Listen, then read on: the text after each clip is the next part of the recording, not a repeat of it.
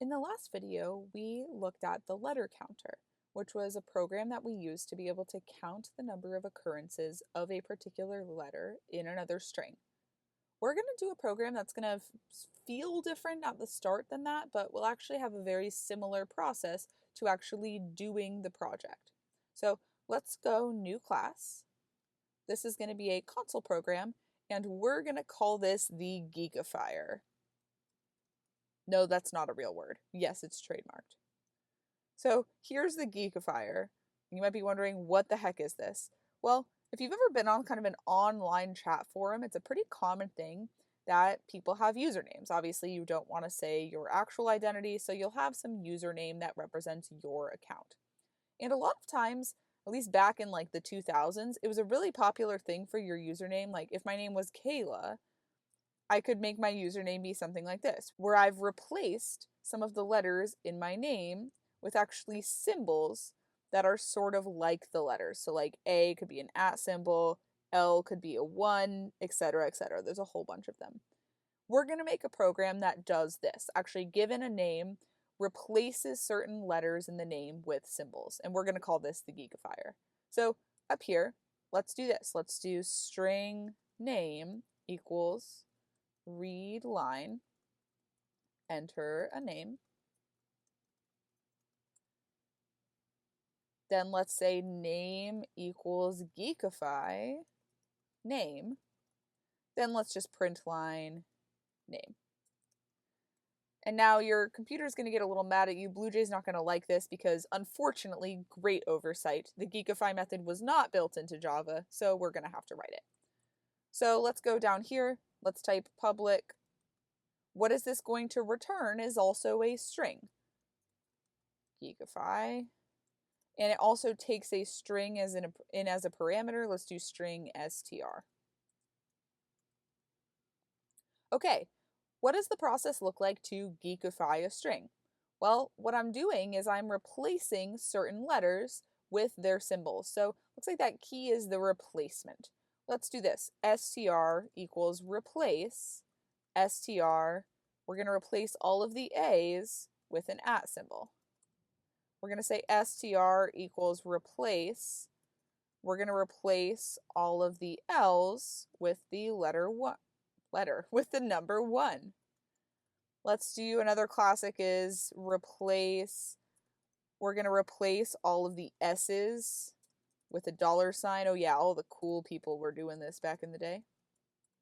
And let's do one more. Let's do str equals replace str. Let's replace all of the E's with 3's. This is another one that's up there a lot.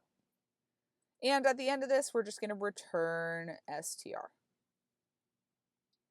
All right, now we have one more method to write, which is this replace method. Let's do public. What type will this return is also a string, replace. And doesn't it take some parameters? Actually 3, and all of them are strings. Let's do string str. Maybe string letter, like the letter I am replacing, and string symbol, as in the symbol I'm replacing it with. All right, what does the process of replacement look like? Well, I kind of want to go through the string, find where all of this particular letter is, and in place of that, I want to put the symbol.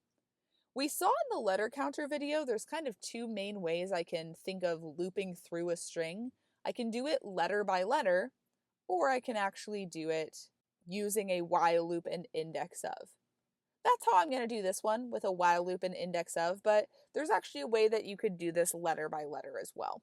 Kind of do either method. So let's do this. When am I done replacing all of the A's with ats?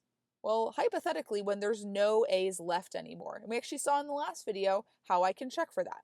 Let's do while str.index of letter. This is what tells me where the occurrence of letter is in string. But if there isn't one, that should tell me -1. So while this is greater than -1, that means there is an occurrence of letter in string. What am I going to do? Let's first find where it is. So let's say int index equals str.index of letter. Now we know where it is. Don't I really want to, let's say I'm working with Kayla and I find this A. Shouldn't everything before that A stay the same and everything after that A stay the same? And then I just want to replace this with the @ symbol. So just to make my life a little easier, let's do string before.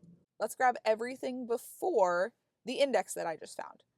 How am I going to do that is with substring. So I can do str.substring. Remember, substring lets me grab a piece of a string. And I can do this from 0 to the index. Remember, if I do that, I don't actually include the character that happens at index. Then let's do string after equals, I want everything now after this index. str.substring index +1 to skip over that point where the letter was. And actually, if I just leave it at that, that goes all the way to the end. So now what do I want to do? Well, the string should now be before plus my symbol plus after. And at the very end of this, I'm going to return str. So let's compile this. And let's go ahead and run it. Yay, the Geekifier. Enter a name. I'm just going to do mine. And wow, that looks super cool. One of the other common replacements you can do, let's just put it up here, str equals replace str. We can replace an O with a 0. Very cool. I just said that because I have an O in my name, but let's see. Oh, look how cool that is.